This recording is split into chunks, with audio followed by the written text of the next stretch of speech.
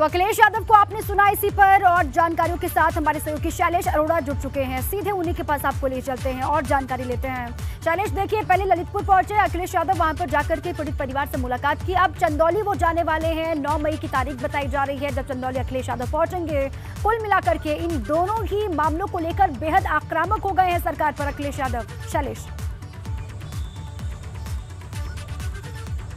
देखिए, निश्चित रूप से उत्तर प्रदेश में अगर बात करिए तो मुख्य विपक्षी दल है समाजवादी पार्टी, और ऐसे में अगर देखिए राजनीति का ये नियम है कि विपक्षी जो होते हैं उनकी भूमिका भी ये होनी चाहिए कि वो अलग अलग मुद्दों को लेकर सरकार को घेरने का काम करते हैं। ये उनकी भूमिका हमेशा देखने को मिलती है, और इसी कड़ी में अगर आप देखिए तो अखिलेश यादव जो है वो सपा के अध्यक्ष है, और इस समय तो उनके सामने चुनौती और भी ज़्यादा है। सिर्फ विपक्षी दल की भूमिका नहीं निभानी है, बल्कि जिस तरह से बात करें जो पार्टी के अंदर की तमाम चीज़ें चल रही हैं उन हालात में अपने आप को भी सिद्ध करना है तमाम चीज़ों में, और लगातार एक्टिव है अखिलेश यादव। अभी ललितपुर होकर आए और अब चंदौली का जो कार्यक्रम है 9 तारीख को सुबह 10 बजे वो बाई रोड जाएंगे लखनऊ से, और दोपहर 3 बजे वो उस गांव में पहुंचेंगे जहां का वो पीड़ित परिवार है। क्योंकि जो घटना हुई थी, पीछे आरोप लगा पुलिस पर कि एक स्ट्रीट शीटर के घर में पुलिस जाती है और वहां पर उनकी लड़कियों से मारपीट होती है, जिसमें एक लड़की की मौत भी हो जाती है। एक का भी इलाज चल रहा है। जो उसके पिता है वो भी अब अस्पताल में एडमिट हो चुके हैं, और इसे लेकर देखिए सिर्फ मामला पुलिस पर सवाल उठाने का नहीं रहा,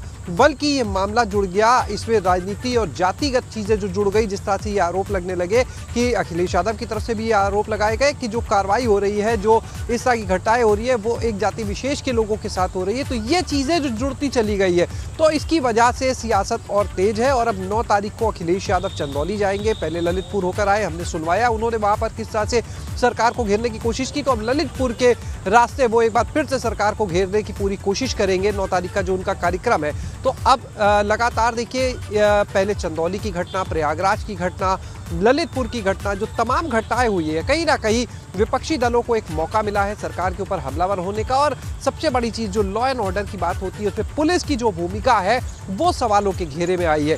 गलती भले पुलिस विभाग से हो, लेकिन देखिए जो हमेशा घेरा जाता है वो सरकार को घेरा जाता है, क्योंकि जब व्यवस्था अच्छी होती है तो भी सरकार उसका क्रेडिट लेती है, और जब व्यवस्था में गड़बड़ी कहीं पर होगी तो निश्चित रूप से अगर क्रेडिट लिया है तो उसके बाद वहाँ पर आपको विपक्ष के आरोपों को भी झेलना पड़ता है। और यही वजह है कि अभी इन पूरे मामलों को लेकर कहीं ना कहीं सरकार जो है वो भी काफी सख्त हो चुकी है।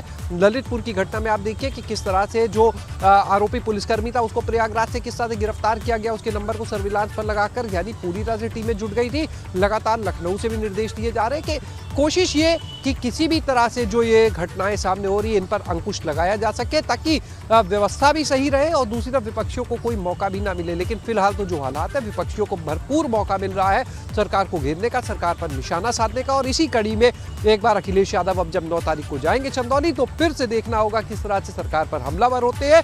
और क्योंकि अभी देखिए 5 तारीख हुई है, तो ये भी देखना होगा कि इन 4 दिनों के बीच में आगे चंदौली की घटना में किस तरह की कार्रवाई होती है, क्योंकि बहुत सारी चीज़ें इस बात पर निर्भर करेंगी कि वहाँ पर कार्रवाई की जो रूपरेखा वो किस तरह की रही है, क्योंकि उसके आधार पर अखिलेश यादव अपना बयान भी देंगे, वहाँ से निशाना भी उसी के आधार पर साधेंगे। बिल्कुल ठीक है शैलेश। खाकी पर जो सवाल उठे, ललितपुर की बात हो या फिर बात चंदौली की हो, अब विपक्ष की भूमिका इसी तरीके से आक्रामक होनी भी चाहिए। कई सारे सवाल दागे गए पुलिस पर, पुलिस की भूमिका को लेकर अखिलेश यादव बेहद आक्रामक है। ललितपुर वो गए, वहां से निकले तो उन्होंने तमाम बड़ी बातों का जिक्र किया। अब चंदौली जब पहुंचेंगे उसके बाद वहां से जब आते हैं, हालातों को वहां पर देखते हैं, कार्रवाई किस तरीके से हो रही है उसको देखेंगे, उसके बाद वो सरकार को किस तरीके से घेरते हैं, इस पर लगातार नजर होगी शैलेश।